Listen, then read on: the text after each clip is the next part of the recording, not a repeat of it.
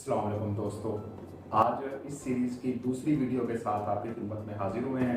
ये video acetate के बारे में है। एसीटेट ऑर्गेनोफॉस्फेट ग्रुप से ताल्लुक़ रखती है। ऑर्गेनोफॉस्फेट पेस्टिसाइड्स का वो ग्रुप है जो कि फास्फोरिक एसिड के ज़रिए लैब में तैयार किया जाता है। फास्फोरिक एसिड को मुख्तलिफ तरीक़ों से पेस्टिसाइड की शक्ल में तब्दील किया जाता है। तो मुख्तलिफ तरह की पेस्टिसाइड्स हासिल होती हैं, जिनमें से एसीटेट एक पेस्टिसाइड है। ऑर्गेनोफॉस्फेट्स किस तरह काम करते हैं? ऑर्गेनोफॉस्फेट नर्व्स पर असरअंदाज होते हैं और इनका तरीका एबामेक्टिन से थोड़ा सा मुख्तलिफ होता है। वो इस तरह कि इंसान, जानवर या पेस्ट, इनमें दिमाग सिग्नल भेजता है पट्ठों को जब भी हरकत करना होती है। तो वो सिग्नल होता है एसिटाइल कोलिन। एसिटाइल कोलिन दिमाग भेजता है पट्ठों को, तो पट्ठों को पता चल जाता है कि हमने हरकत करनी है, मसल्स अब हरकत कर रहे हैं, पट्ठे हरकत कर रहे हैं। लेकिन उसकी हरकत को रोकने के लिए वो एसिटाइल कोलिन को वापस नहीं बुला सकता, तो वो जो पैगाम पहुंचाया है वो वहीं पर मौजूद रहेगा। एसिटाइल कोलिन एक कुदरती केमिकल है जो कि जिस्म में तैयार होता है और दिमाग से जाता है पट्ठों तक। तो अब इस मैसेज को ख़त्म करने के लिए दिमाग एक दूसरा मैसेज भेजता है, और वो मैसेज क्या होता है? एसिटाइल कोलिनेस्ट्रेस, यानी कि एसिटाइल कोलिन का ही एक दूसरा भाई है जो कि वो उसको भेजता है। और जब एसिटाइल कोलिनेस्ट्रेस वहाँ पे पहुँचता है तो एसिटाइल कोलिन को वो ख़त्म करता है, और इस तरह जो पहले पैगाम गया होता है मसल्स को हरकत करने के लिए, वो पैगाम ख़त्म हो जाता है, यानी कि वो मैसेज ख़त्म हो जाता है, वो सिग्नल ख़त्म हो जाता है। तो पट्ठे अपनी दोबारा सही हालत में, नॉर्मल हालत में आ जाते हैं। लेकिन जो ऑर्गेनोफॉस्फेट्स हैं, वो ग्रुप जिसमें एसीफेट जिससे बिलोंग करता है, जिसमें एसीफेट मौजूद है, यानी कि एसीफेट और इसी के ग्रुप की दूसरी जो जहरें हैं, तो इस ग्रुप में मौजूद तमाम पेस्टिसाइड्स जो हैं ये उस मैसेज को रोक देती हैं, यानी कि एसिटाइल कोलिनेस्ट्रेज को, यानी कि ऑफ करने वाले बटन को रोक देती हैं। सिग्नल को ऑफ नहीं किया जा सकता। तो इसका नुकसान पेस्ट को ये होता है कि अब वो हरकत के लिए उसका सिग्नल तो दिमाग से जाता है, लेकिन वो उसको दोबारा नॉर्मल हालत में अपने मसल्स को नहीं ला सकता। इसका नतीजा ये होता है कि पट्ठे अगर तो सुकड़े हों तो वो सुकड़े ही रहेंगे, अगर फैले हों तो वो फैले रहेंगे, यानी कि वो अपनी नॉर्मल हालत में नहीं आ सकेंगे। तो इस तरह पट्ठों को जब तनाव में रखा जाएगा तो वो पट्ठे खराब हो जाएंगे, और उसके अलावा वो पेस्ट कोई काम नहीं कर सकेगा, हरकत नहीं कर सकेगा, और एक तरह से उसको फालिज हो जाएगा, वो इसी हालत में मर जाएगा। आप इस तरह कह सकते हैं कि पट्ठे जो हैं वो गेट हैं, और उनको गेट को खोलने के लिए या बंद करने के लिए एक मैसेज आता है दिमाग की तरफ से। तो वो जो मैसेज आता है, वो जो सिग्नल आता है, तो गेट को खोलने का अगर सिग्नल आता है, उसको सिग्नल को ख़त्म करने के लिए जो दूसरा सिग्नल भेजता है दिमाग, उस सिग्नल पे असरअंदाज होती है एसीटेट, और जो गेट है बजाते खुद जो गेट है उस पे असरअंदाज होती है एबामेक्टिन। वो उस गेट के साथ मिलकर उसको जाम कर देती है, यानी कि वो सही से ना खुल सकता है ना बंद हो सकता है, वो गेट बजाते खुद जाम हो जाता है।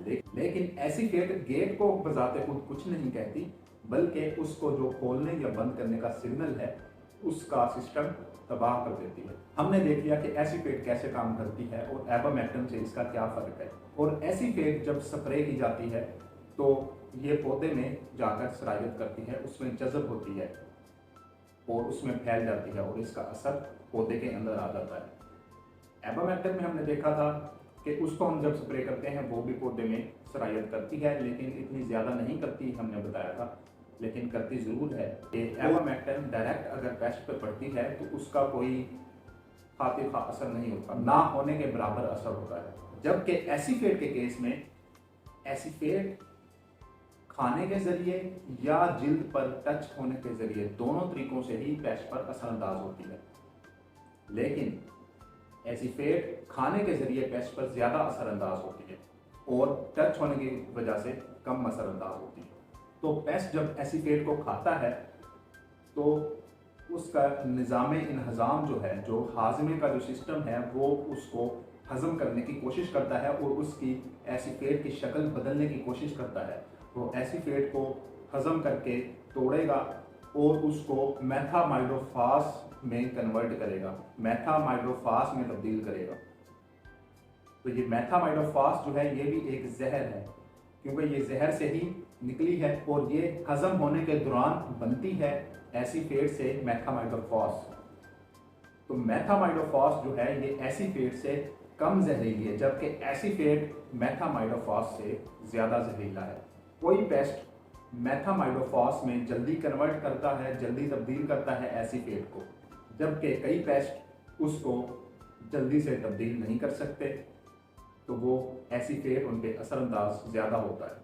इंसानों और जानवरों में भी जब हम एसीफेट हमारे हाजमे के सिस्टम में दाखिल होगा तो ये बहुत स्पीड के साथ मेथामाइडोफास में तब्दील होगा। लेकिन याद रहे कि अगर हादसाती तौर पर हम एसीफेट लेते हैं तो उसका शदीद नुकसान हो सकता है और ये जहर है और बहुत ख़तरनाक है, तो एहतियात करना ज़रूरी है।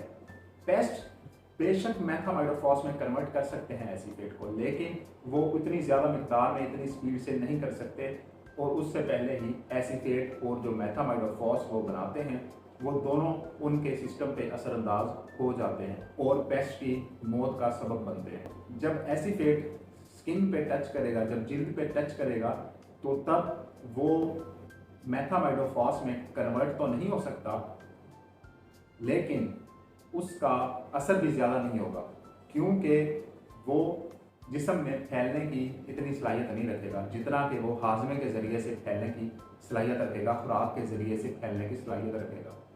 तो इस वजह से बेशक एसीफेट ज़्यादा जहरीला है, बेशक अगर वो टच के ज़रिए जिस्म में जिल्द के ज़रिए दाखिल होगा तो वो एसीफेट ही रहेगा, मेथामाइडोफास में तब्दील होने के बहुत कम चांस होंगे। लेकिन फिर भी जो हाजमे की सूरत में, जो खाने की सूरत में एसीफेट पेस्ट लेगा वो ज़्यादा जहरीला साबित होगा। अगरचे मेथामाइडोफास कम जहरीली है एसीफेट की निस्बत, लेकिन उसमें एसीफेट और मेथामाइडोफास दोनों शामिल होंगी। एसीफेट वैसे तो लिक्विड और पाउडर दोनों शक्लों में आता है, लेकिन हमारे यहाँ ज़्यादातर जो इस्तेमाल होता है वो पाउडर की शक्ल में ही इस्तेमाल होता है। और आपको पैकिंग पर लिखा हुआ मिलेगा एसीफेट 75% SP। इसका मतलब ये है कि एसीफेट 75% है इस पैक के अंदर और ये सॉल्युबल पाउडर की शक्ल में है। SP यानी कि सॉल्युबल पाउडर, इसका मतलब ये है कि ये आटे की शक्ल का पाउडर होगा, बिल्कुल बारीक पिसा हुआ। तो एसीफेट तकरीबन तमाम सब्जियों, फलों और फसलों पर स्प्रे की जा सकती है। और ये किस पेस्ट पर ज़्यादा असरअंदाज होगी, ये वैसे तो हम जब पेस्टिसाइड देखते हैं तो वो तकरीबन सभी पेस्ट पर असरअंदाज होती हैं और लेबल पर भी आपको यही नज़र आएगा, लेकिन एसीफेट जो है वो बतौर ख़ास जिन पेस्ट पर असरअंदाज होगी वो पेस्ट थ्रिप्स और उसके बाद फिर तेला है। यानी कि थ्रिप्स और तेला, इन दो पर यह ज़्यादा असरअंदाज होगी और इन्हीं दो के लिए ही इस्तेमाल करने का हमें ज़्यादा फ़ायदा है। एसीफेट तकरीबन सभी कंपनियों की इसी नाम से आपको दस्तयाब होगी, यानी कि लेबल पर एसीफेट ही ज़्यादातर लिखा होगा। तो इसलिए कंपनियों के नाम के साथ उनकी प्रोडक्ट का नाम यहाँ पर बताना ज़रूरी नहीं है। तो आप डीलर हजरात से जब स्प्रे लेने जाते हैं तो उनसे आप एसीफेट नाम लेकर तलब कर सकते हैं। शुक्रिया दोस्तों, ये थी हमारी दूसरी वीडियो इस पेस्टिसाइड की सीरीज़ के बारे में। अगर आप नए हैं और आपने इससे पहले वाली वीडियो नहीं देखी तो आप प्लेलिस्ट में जाके वहाँ से पेस्टिसाइड की प्लेलिस्ट में पहली वीडियो देख सकते हैं जिसमें हमने एबोमेक्टिन के बारे में बात की है। और आइंदा भी हम मज़ीद पेस्टिसाइड्स के बारे में इसी प्लेलिस्ट में मज़ीद वीडियोस ऐड करते रहेंगे। तो हमारे साथ रहिए। शुक्रिया दोस्तों, अल्लाह हाफ़िज़।